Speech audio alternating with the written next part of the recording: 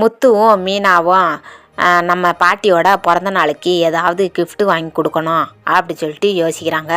யோசிச்சுக்கிட்டு இருக்கும் போலவும் மீனாவுக்கு எதுவுமே கிஃப்ட்டு வாங்குகிற ஐடியாவே இல்லை.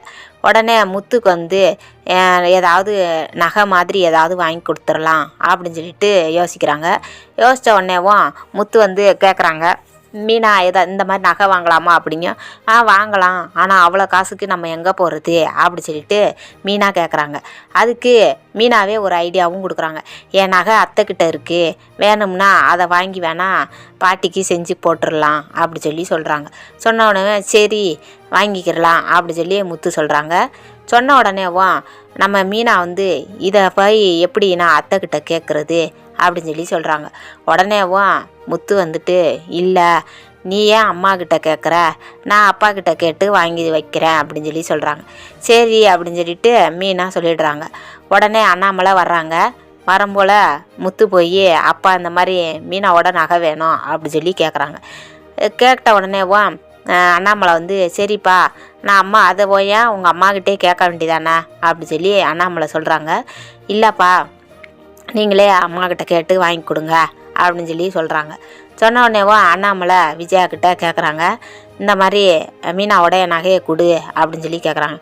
ஏன் எதுக்கு அப்படி சொல்லிட்டு இல்லாத கேள்வியெல்லாம் விஜயா கேட்குறாங்க. உடனே அண்ணாமலை வந்துட்டு உனக்கு இதெல்லாம் தேவையில்லாத வேலை, இதை ஏன் நீ கேட்குற, தேவையில்லாத கேள்வியெல்லாம் கேட்காத, நகையை கொடுன்னா கொடு, அது மீனாவுக்குன்னு போட்ட நகையாயிடுச்சுல, அதனால் அதை பற்றி நீ பேசாத, நீ எடுத்துகிட்டு வந்து கொடு அப்படின்னு சொல்லி சொல்கிறாங்க. சொன்ன உடனேவும் விஜயா வந்துட்டு நான் எடுத்துகிட்டு வந்து தர்றேன் இருங்க அப்படின்னு சொல்லிட்டு விறுவிறுன்னு பார்வதி வீட்டுக்கு போகிறாங்க. போன உடனேவும் பார்வதி கிட்டே சொல்கிறாங்க, இந்த மாதிரி நகையை கேட்குறாங்க அப்படின்னு சொல்லிட்டு. உடனே மனோஜுக்கு ஃபோன் போட்டு வர சொல்கிறாங்க பார்வதி வீட்டுக்கேவும். வந்தால் மனோஜ் வந்து நான் அந்த நகையை விற்றுட்டேன் அப்படி சொல்கிறாங்க. இது வரைக்கும் விஜயாவுக்கு மீனாவோட நகையை விற்றதா மனோஜ் சொல்லவே இல்லை. அதனால் இப்போ கேட்ட உடனே சொல்லியும் யாரை கேட்டு நீ விற்ற அப்படி சொல்லி கேட்குறாங்க. இல்லை, எனக்கு வர வேண்டிய காசு கம்மியாக வந்ததுனால விற்க சொன்னாங்க, அதனால் நான் விற்றுட்டேன் அப்படின்னு சொல்லிட்டு மனோஜ் சொல்கிறாங்க. சொன்னோன்னே அது ஒரு வார்த்தை எனக்கு ஃபோன் போட்டு சொல்லியிருக்கலாம்ல அப்படிங்க. இல்லைம்மா நான் விற்றுட்டேன் அப்படின்றாங்க. சரி அப்படின்னு சொல்லிட்டு மனோஜை வந்து விஜயா வந்து சும்மா வெளுத்து கட்டுறாங்க. அதுக்கப்புறமா ஒரு ஐடியா மனோஜ் தராங்க. அது என்னென்னா, அவர் வந்து அந்த நகையெல்லாம் ஃபோட்டோ எடுத்து வச்சுருக்காங்க. அதே மாதிரியேவும் கௌரிங்க வாங்கி கொடுத்துருங்க, அவள் படிக்காதவ தானே, அவனும் படிக்காதவன், இதெல்லாம் பார்த்துக்கிட்டு என்ன ஏதுன்னு ஆராய்ச்சி பண்ணிட்டுலாம் இருக்க மாட்டாங்க, அதை மாதிரி வாங்கி கொடுத்துருங்க வேணாம், கௌரிங்க வேணாம் அப்படி சொல்லிட்டு மனோஜ் சொல்கிறாங்க.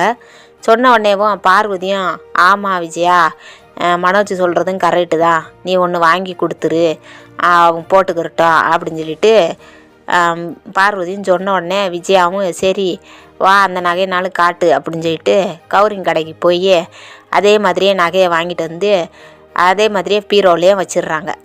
வச்ச உடனேவும் அண்ணாமலை வந்து கேட்குறாங்க, நான் உங்ககிட்ட மீனாவோட நகையை எத்தனை தடவை கேட்குறது, எடுத்துத்தர முடியாதா அவனுக்கு அப்படி சொல்லி சொல்கிறாங்க. உடனேவும் இருங்க இந்த வந்து எடுத்து தரேன்ட்டு விறுவிறுன்னு போயிட்டு அவங்க வச்ச கௌரிங் நகையை எடுத்துகிட்டு வந்து எல்லோரும் முன்னாடியும் மீனாக்கிட்ட கொடுக்குறாங்க. மீனா அதை எடுத்து ஓப்பன் பண்ணி பார்த்த உடனேவும் சரி இருக்கட்டும் அப்படிங்க. என்ன பார்க்குற அப்படின்னு சொல்லிட்டு விஜயா கேட்குறாங்க.